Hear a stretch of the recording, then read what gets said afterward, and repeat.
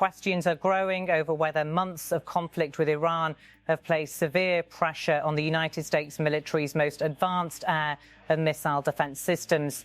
Reports suggest that large numbers of Patriot and terminal high-altitude area defense interceptors have been used to protect American forces, regional partners, and important military facilities from repeated missile and drone attacks.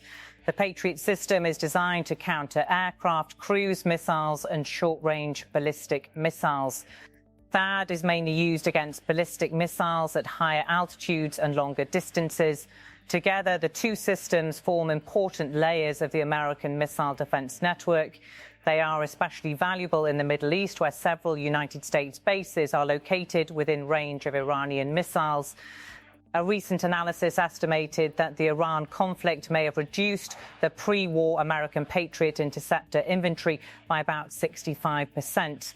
The same assessment estimated that approximately 38% of the available THAAD interceptors had been used. These figures are estimates rather than confirmed Pentagon inventory numbers because the exact size and location of American missile stocks are classified. Still, the estimates have increased concern in Washington about military readiness. The United States is believed to have fewer than 1,000 Patriot interceptors and fewer than 250 THAAD interceptors remaining. According to estimates reported during the conflict, these weapons are spread across American forces worldwide and cannot all be moved to the Middle East. Some are required to protect the United States, Guam, South Korea, Japan, and other strategic areas. Others may be reserved for training, testing, or emergency operations. This creates a wider strategic problem for President Donald Trump's administration. The United States is supporting Ukraine's air defense needs while also maintaining commitments in Europe and the Indo-Pacific. At the same time, Washington must protect military personnel and facilities across the Gulf region. Every interceptor transferred to one location may reduce the number immediately available somewhere else. Iran's approach appears to place additional pressure on this system. By launching repeated waves of missiles and drones, Tehran can force American forces to use expensive defensive interceptors, even when an incoming object is less costly or less advanced. Commanders may still need to respond because they cannot always know its intended target or potential impact. In many cases, more than one interceptor may be launched against a single incoming missile to increase the chance of stopping it. This method improves protection but also accelerates the use of limited supplies. Commanders may eventually need to fire fewer interceptors, focus only on threats approaching high-value facilities, or accept greater risk around less important areas. That does not mean military personnel would simply leave bases unprotected. American forces can use fighter aircraft, naval defense systems, electronic countermeasures, radar networks, hardened shelters and early warning information alongside Patriot and THAAD units. Forces can also disperse aircraft and equipment across different locations, making them more difficult to target. However, these alternatives cannot fully replace advanced interceptors. Patriot and THAAD systems are designed to respond within very short periods when ballistic missiles are approaching at high speed. Their importance becomes greater when military facilities are located close to the country launching the attack. The pressure is not limited to defensive weapons. Reports indicate that the United States has also used a large portion of its long-range precision missile inventory during the 5-month conflict. Sources said supplies of some advanced land-based systems had reached extremely low levels. Nearly half of the American Tomahawk inventory may also have been used, according to reported estimates. The Trump administration has publicly rejected suggestions that the United States is unable to continue its operations. When asked about American ammunition supplies, President Trump said, "We have a lot." Officials have also pointed to new production agreements and increased defense spending as evidence that Washington is responding to the problem. The Pentagon has now signed an agreement worth more than $3 billion with major defense companies to expand the production of important components for Patriot and THAAD interceptors.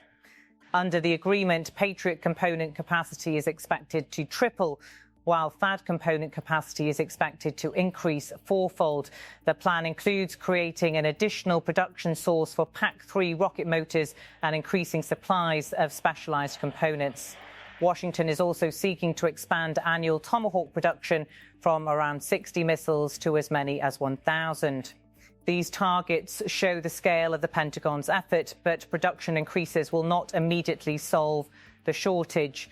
Advanced interceptors require specialized materials, skilled workers, testing facilities and complex supply chains. New production lines can take months or years to reach full capacity. Companies also need long-term government contracts before investing in factories and equipment. This means that even a major funding increase may not quickly replace the weapons already used. The Pentagon has reportedly requested $67 billion in emergency funding, including about $18.2 billion for replenishing Patriot, THAAD, Tomahawk and other advanced systems. The request reflects concern that current production levels were designed for limited operations rather than several major security demands occurring at the same time. The shortage could also affect American allies. Countries that have ordered missile systems or interceptors may face longer delivery periods if the Pentagon gives priority to its own forces. Ukraine could experience further pressure because Patriot systems remain central to its defence against Russian missile attacks. European and Asian partners may also seek stronger guarantees that scheduled deliveries will continue. Another concern is readiness in the Indo-Pacific. American military planning treats China as the country capable of presenting the largest long-term challenge. A major confrontation in that region would require large numbers of air defence and long-range precision weapons. Using much of the available inventory in the Middle East could reduce Washington's ability to respond quickly to a separate crisis.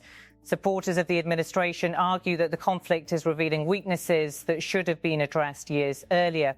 They say American defence production had become too slow, expensive and dependent on a small number of suppliers. From this view, the current pressure may encourage lasting reforms, greater competition and larger reserve inventories. Critics argue that expanding military operations before replacement production was ready has created an avoidable strategic risk. They are also questioning whether a prolonged campaign can continue without placing American forces, allies and other global commitments under increasing pressure. For now, Patriot and THAAD units remain active, and there is no confirmed evidence that every American base has been left without missile defence. The more accurate concern is that available protection may be becoming thinner and less flexible. Commanders could face harder decisions as they balance immediate threats against the need to preserve interceptors for future emergencies. The central issue is no longer only whether the United States possesses advanced defence technology.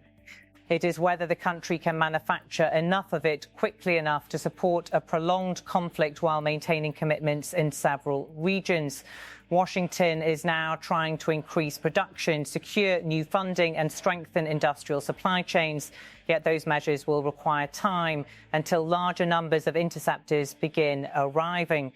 Every new wave of missiles or drones could deepen the pressure on American stockpiles and test how long the current level of protection can be maintained.